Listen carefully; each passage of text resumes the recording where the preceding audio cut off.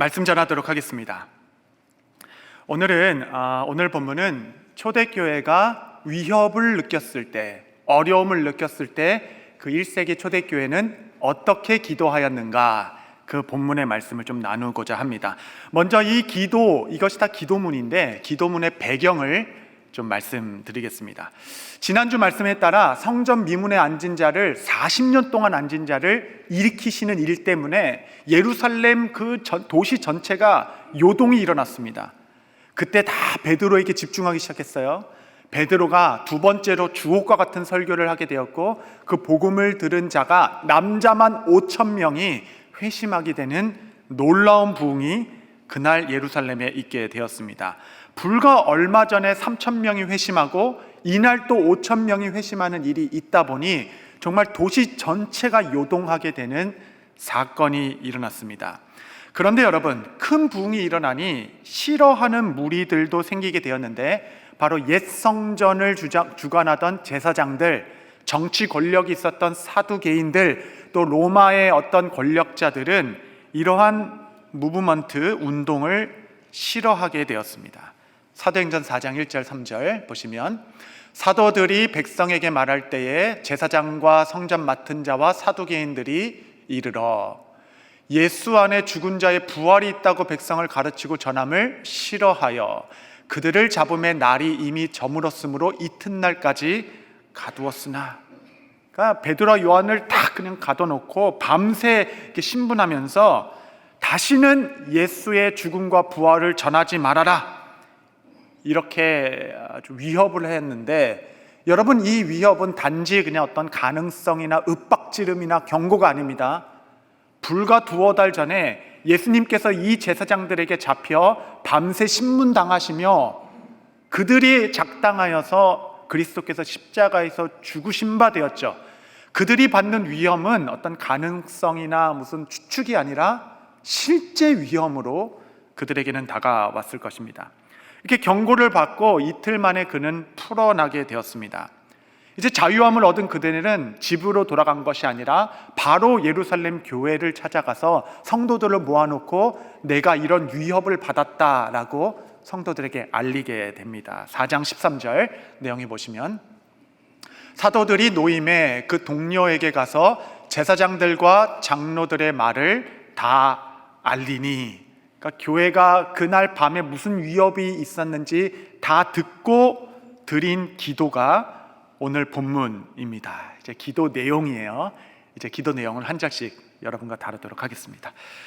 4장 24절, 그들이 듣고 한 마음으로 하나님께 소리를 높여 이르되 대주제여 천지와 바다와 그 가운데 만물을 지은 이시여.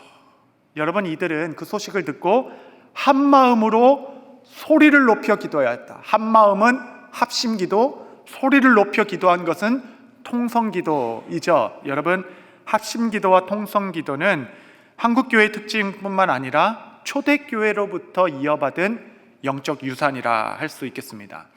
여러분, 사도행전에 나오는 초대교회들의 특징을 단 하나로 이야기한다면 한마음입니다.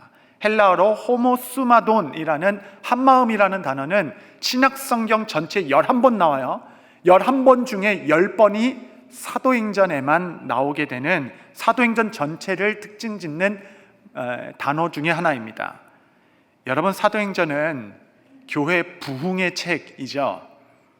교회가 부흥하는 힘은 무엇이냐면 성도들이 한 마음으로 모여, 마음을 모아 하나님께 소리 높여 기도하기 시작한 것이 교회 부흥의 원동력임을 우리는 이 단어를 통해 알 수 있습니다. 교회가 함께 모여서 천지의 대주제여, 하늘과 땅의 대주제여 라고 하나님의 이름을 부름으로써 그들의 기도가 시작됩니다. 여러분, 기도는 언제나 하나님의 이름을 부르는 것에서부터 시작합니다. 기도의 시작은 나의 상황, 나의 처지, 나의 기도 제목을 가지고 시작하는 것이 아니라 언제나 하나님으로부터 시작되는 것이 기도입니다. 여러분, 기도가 꽉 막힐 때가 있죠. 때로는 기도 처소에 탁 앉았는데 입이 그냥 탁 자물쇠 잠긴 것처럼 한마디의 외마디의 기도도 나오지 않을 때가 있다면 여러분 그때는 하나님을 찬양하십시오. 마음에 생각나는 찬양으로 주님을 계속 높이시고 찬양으로 주님을 이렇게 높이기 시작할 때 여러분 찬양 중에 그냥 다 열리는 거예요. 기도도 열리고 영도 열리고 총명함도 열리고 귀도 열리고 다 열리게 합니다. 왜냐하면 찬양이라는 것은 우리의 시선을 하나님께 집중하게 하는 것이기 때문에 그렇습니다. 여러분 모든 영적인 일의 시작은 하나님으로부터 시작되는 것입니다. 여러분 기도에서 가장 중요한 것은 사실은 어떤 기도를 하는 그 기도의 내용보다 더 중요한 것은 기도의 대상이 누구인지를 기억하는 것에 있습니다. 삶의 위협을 느낄 때 교회는 하나님이 누구신지를 기억했어요. 그가 기억했던 교회 하나님은 천지의 대주제여, 대주제, 헬라어로 데스포테스라고 불렀습니다. 대주제라는 의미는 만물의 통치자라는 것입니다. 역사의 주관자, 세상 모든 것의 최종 권위자라는 뜻을 가진 단어입니다. 여러분 세상은 자기 권력의 힘을 가지고 교회를 억압하고 사도를 위협하는 이 시간에 교회는 마음을 같이하여 진짜 역사의 주관자가 누구인지, 역사의 통치자가 누구인지, 최종 권위자가 누구인지를 기억하고 그의 시선을 하나님께 집중하기 시작했습니다. 여러분 결국은 신앙은 시선 문제입니다. 내가 무엇을 바라보는가, 문제를 바라보는가, 내 실수를 바라보는가, 내 연약함을 바라보는가, 아니면 만물의 통치자를 바라보는가. 여러분 그리스도인들은 기도로 우리 신앙을 표현하는 자들입니다. 초대교회는 생명을 위협받는 그곳에서 하나님의 주권을 믿음으로 바라보기 시작했습니다. 여러분 이 기도의 목적이죠. 그러면서 이들이 붙잡은 말씀이 다윗의 노래 시편 2편의 말씀을 딱 붙잡고 하나님의 주권을 노래하기 시작한 것이에요. 시편 2편 1절 2절 내용을 보시면 어찌하여 이방 나라들이 분노하며 민족들이 헛된 일을 꾸미는가? 세상의 군관들이 나서며 관원들이 서로 꾀하여 여호와의 그의 기름 부음 받은 자를 대적하며. 이 시편 2편 1, 2절의 그 노래, 이 말씀을 꽉 붙들고 그들이 이 말씀을 기도에 녹이기 시작했습니다. 어떻게 기도의 언어로 바꿨는가? 사도행전 4장 25절 26절에 보시면 또 주의 종 우리 조상 다윗 시편, 다윗의 입을 통하여 성령으로 말씀하시기를 어찌하여 열방이 분노하며 족속들이 허사를 경영하는고? 세상의 군관들이 나서며 관리들이 함께 모여 주와 그의 그리스도를 대적하는도다 하신 이로소이다.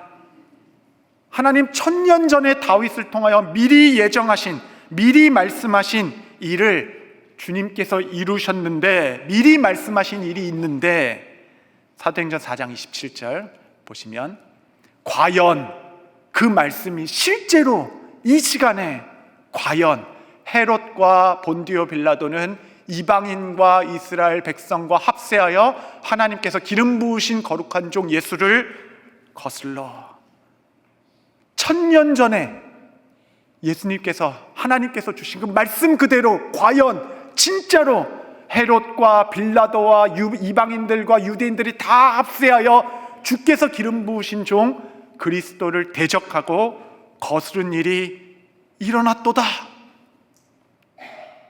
일찍이 주님의 말씀대로 된 것이군요. 기도 때 주의 주권을 붙든 거죠. 그리스도가 힘이 없어서 이 역사에 실패하여서 그리스도가 죽으신 것이 아니라 하나님께서 말씀하신 그 말씀대로 뜻이 이루어지는군요 라고 이야기하며 교회는 어떻게 기도했는가? 사도행전 4장 28절 말씀 한번 같이 읽겠습니다. 시작. 하나님의 권능과 뜻대로 이루려고 예정하신 그것을 행하려고 이 성에 모였나이다. 여러분 여기서 예정이라는 단어가 나오는 겁니다. 천지의 주제, 역사의 통치자, 만물의 최종 권위자, 대주제여라고 말씀하신 하나님의 성호와 가장 가까운 단어 중에 하나는 예정, 하나님의 작정하신 뜻을 역사 가운데 이루어 나갈 것이다. 여러분, 예정이라는 것은 무슨 운명론이나 숙명론을 이야기하는 것이 아닙니다. 예정은 하나님의 은밀한 통치, 역사 가운데 주의 뜻을 합력하여 이루어지는 하나님의 주권적 섭리를 말하고 있는 것입니다. 사실 풀어 설명하면 헤롯과 빌라도와 이방인과 유대인들이 각종 자기 가진 모든 힘과 모력을 다하여서 그냥 욕망의 토대 위에서 이해 득실을 위해서 그리스도를 잡아 죽인 듯 하지만, 사실은 이 모든 일은 하나님의 높으신 뜻, 그 신비스러운 섭리, 마침내 온 인류를 구원하시기 위한 하나님의 높으신 뜻 가운데 예정된 일이다. 그리스도께서 무기력하셨던 것이 아니라 하나님의 거대한 그 역사의 수레바퀴 가운데 이루어진 하나님의 신비한 통치, 하나님의 섭리셨습니다. 여러분, 기도 중에 교회가 그렇게 하나님의 높으심을 찬양하고 있는 것입니다. 사도들에게 하나님은 칠흑 같은 어둠 속에서도 당신의 신비로운 섭리를 이루어 가시는 역사의 통치자셨습니다. 인간의 실패, 욕망의 어떤 죄악 속에서도 어떻게 해서든지 한치의 오차도 없이 하나님께서 작정하신 선하신 뜻을 섭리 가운데 이루어 가시는 역사의 주관자 앞에, 여러분, 교회가 간절히 소리 높여 기도하면 상황의 간절함이 아니라 우리 기도의 대상이 누구신지 아는 것에, 그 권위에서부터 오는 간절한 기도였습니다. 여러분, 기도는 용기 있는 자들이 하는 것입니다. 예수님께서 베드로를 데리고 이제 십자가를 지시기 직전에 겟세마네 동산에 데리고 올라가시면서 다가올 시험을 준비하라, 나와 함께 기도하자라고 데리고 올라갔을 때 베드로는 잠자고 있었죠. 그렇죠? 그리고 그 다음에 이 병사들이 와서 예수님 앞에 잡아가려고 섰을 때 베드로는 허리춤에 칼을 꺼내서 그 귀를 자르게 됩니다. 여러분, 그게 우리들입니다. 우리도 내 힘으로 칼을 휘두르는 것은 쉽지만 하나님을 의지하여 기도하는 것은 어려운 자들입니다. 여러분, 칼을 휘두르는 자가 용기 있는 자가 아니라 골방에서 기도하는 자가 용기 있는 자입니다. 기도는 겁쟁이들이 하는 종교 행위가 아니라 누구보다 담대한 용기가 필요한 적극적인 순종이 됩니다. 여러분은 칼을 빼드는 베드로이십니까? 겟세마네에서 주님과 함께 기도의 동산에 오르고 계십니까?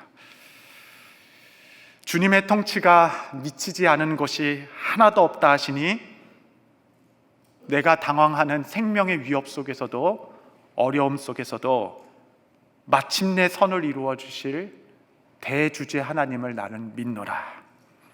여러분, 하나님의 통치는 신비입니다. 그래서 다 알지 못해요. 어떻게 우리가 그의 생명을 내어주시면서 이루신 하나님의 통치와 섭리를 우리의 머리로 다 이해할 수 있겠습니까? 여러분, 우리의 인생은 모르는 것으로 다 가득 차 있습니다. 왜 이 시간을 보내야 되는지 사실은 모릅니다. 하나님이 어디에 계신지, 왜 생명을 위협을 받는 이 시간에도 하나님은 침묵하시는지 우리는 다 알 수 없습니다. 우리 교회는 지금 부목사님 한 분을 또 새로 모시는 과정 가운데 있습니다. 원서를 받고 설교를 듣는데 10수명의 분들이 기도하면서 제출한 그 원서와 설교 내용들을 그냥 가볍게 여길 수 없어서 그 10수편의 설교들을 다 정말 몇십 편의 설교를 듣는데 여러분, 진짜 너무 힘들더라고요. 정말. 근데 이제 한 분이 설교에서 이런 말씀을 하셨어요. 찬송가 310장 가사는 모르는 것으로 가득 차 있습니다. 하나님의 은혜로 이 쓸데없는 자 왜 구속하는지 난 알 수 없도다. 왜 내게 성령 주셔서 내 마음을 또 감동을 주시는지 난 알 수 없도다. 주 언제 강림하실지 혹 밤에 혹 낮에 주께서 강림하시는 그곳도 나는 알 수 없었다. 이 310장의 내용은 모르는 것으로 가득 차 있죠. 그런데 이 노래 중에 내가 아는 딱 한 가지를 노래하기 시작합니다. 그것은 내가 믿고 또 의지함은 내 모든 형편을 아시는 주님, 늘 보호해 주실 것을 나는 확실히 아네. 할렐루야. 그냥 이분 모시기로 했습니다. 여러분 뭐 이제 곧 만나게 되실 거예요, 여러분.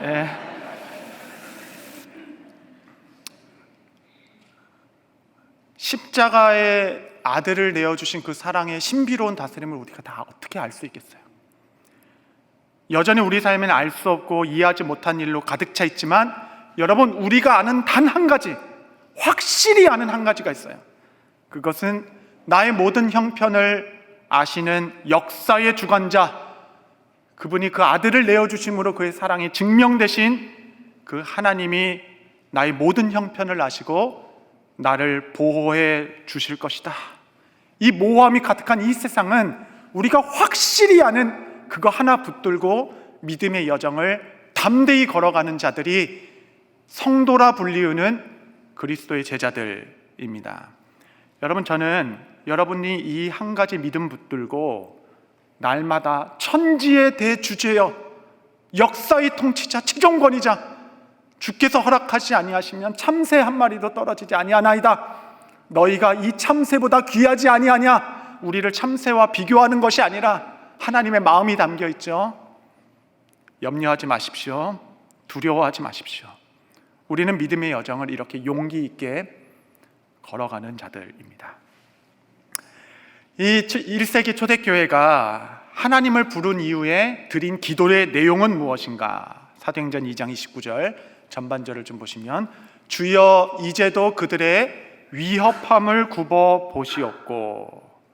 그러니까 주여 이제도, 이 말씀에 저는 너무 은혜가 되는 거예요. 주여 이제도, 과거에 하나님 어떤 일을 행하셨는가 막 노래한 이후에 주여 지금도, 이 상황에도, 나의 현실에도, 오늘도 과거의 홍해 바다를 가르시고 만나로 먹이시고 구름 기둥과 불 기둥으로 여리고 성을 무너뜨리시고 하나님 하늘에 비를 내려 이 땅의 모든 가물을 해결하신 주님, 주여 이제도, 주여 지금도.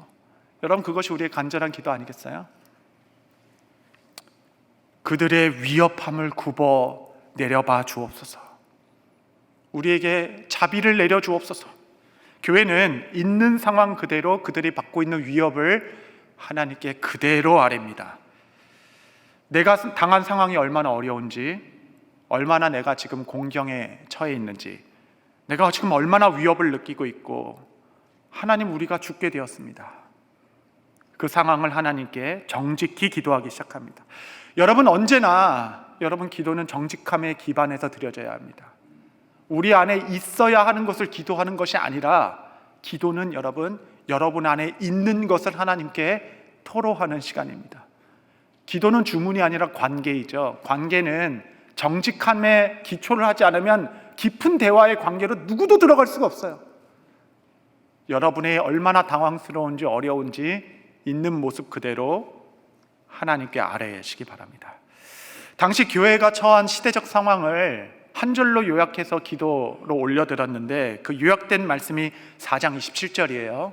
4장 27절 보면, 과연 헤롯과 본디오 빌라도는 이방인과 이스라엘 백성과 합세하여 하나님께서 기름 부으신 거룩한 종 예수를 거슬렀다, 이렇게 이야기합니다. 여기서 헤롯이라고 하는 갈릴리 분봉왕 헤롯입니다. 안티파스. 여러분, 여기 본디오 빌라도는 로마 총독이었죠. 여러분, 헤롯과 빌라도는 정치적 앙숙 관계입니다. 정치적 경쟁 관계에 있어요. 이 둘은 서로 잘 되기를 좋아하는 그런 정치적 관계가 아닙니다. 서로 으르렁대는 관계가 그날 그리스도를 적대하기 위하여 마음을 합했다라고 이야기하죠. 더욱이 여러분, 이방인과 유대인이 구약 역사 전체에 단 한 번이라도 마음을 모은 적이 있습니까? 이방인과 유대인은 물과 기름 관계라 서로 섞이지 아니하는 관계인데, 그날 여러분 헤롯과 빌라도와 이방인과 이스라엘 백성들이 다 합세하여 그리스도를 대적하기 위하여 모든 세상의 권력들이 마음을 같이하여 그리스도를 거슬렀다. 여러분, 그 칼끝이 이제는 그리스도의 몸된 교회를 공격하고 있을 때 힘도 없고 조직도 없고 권력도 없는, 아무것도 없는 교회가 어찌 감당할 수 있겠습니까? 때론 여러분 우리가 이런 상황을 만나죠. 사방으로 우겨쌈 당한 것 같아서 도저히 내 스스로 감당할 수 없는 일.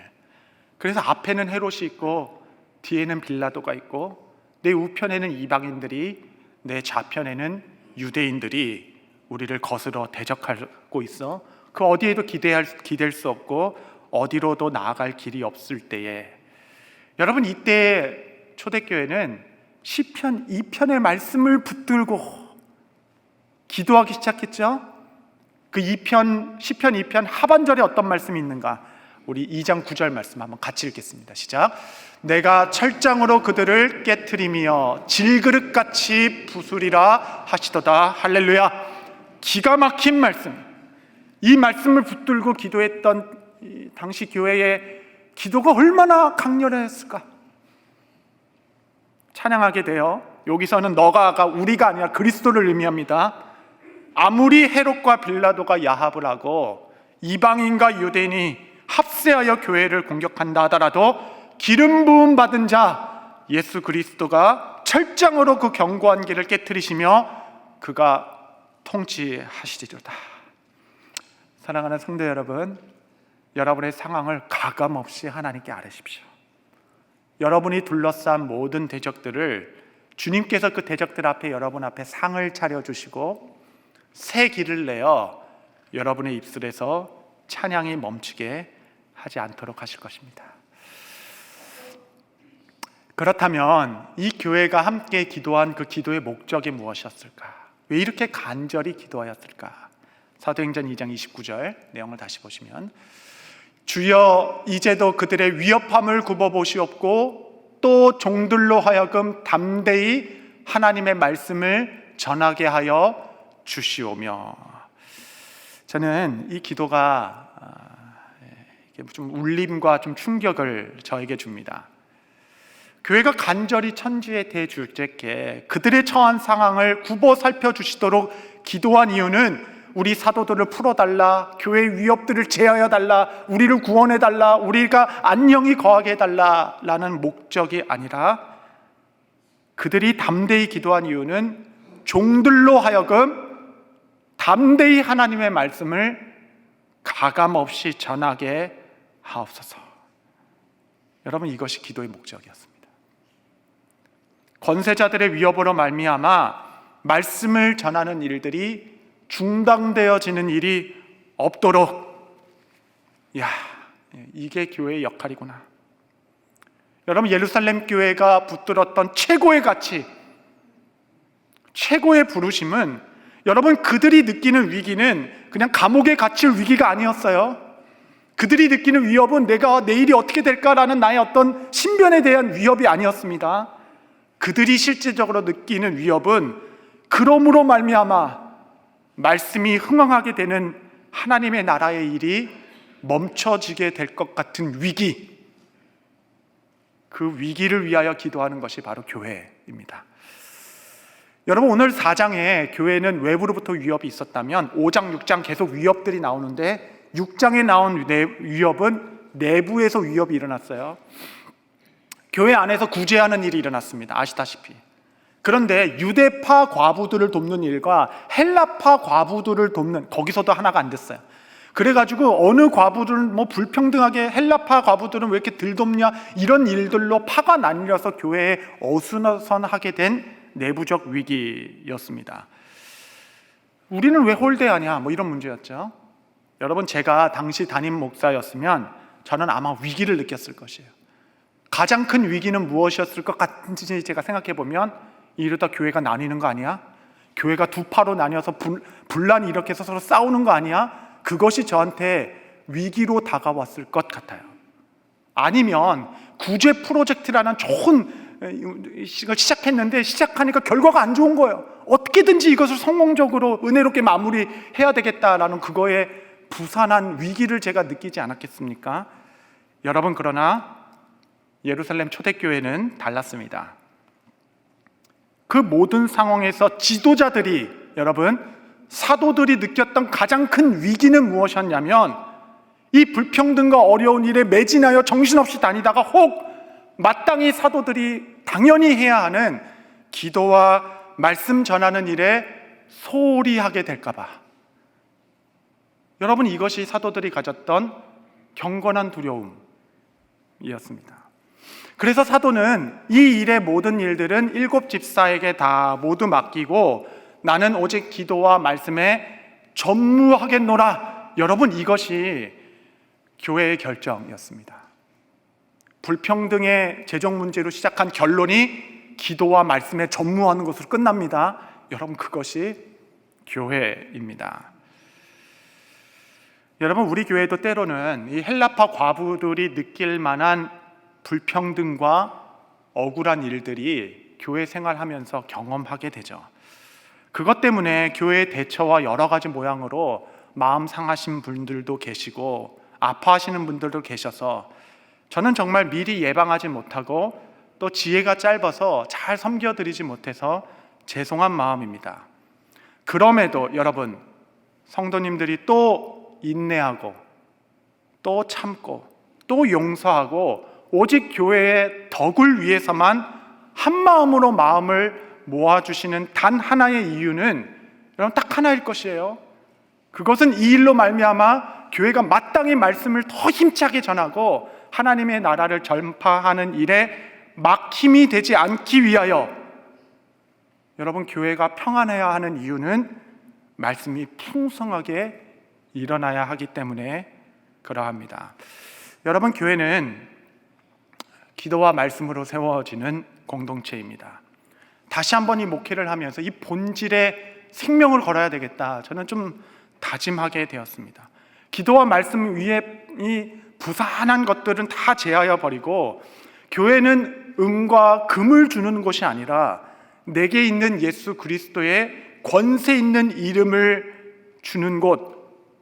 여러분, 교회가 본질로 돌아가서 말씀과 기도에 전무하기 시작할 때 교회가 처한 모든 장벽은 이 헬라파 유대파의 어려움도 이겨낸 것처럼 다 이겨낼 수 있게 됩니다. 말씀과 기도로만으로 된다는 것을 교회는 성도들에게 보여주어야 합니다. 그래야 이 권세 있는 이름 하나 붙들고 성도들도 담대히 세상과 맞서 세상과 싸워 나갈 수 있기 때문에 그러합니다. 여러분, 이러한 선명한 교회론, 여러분, 이것이 교회의 본질입니다. 여러분, 오늘 여러분의 기도를 업그레이드 시켜 보십시오.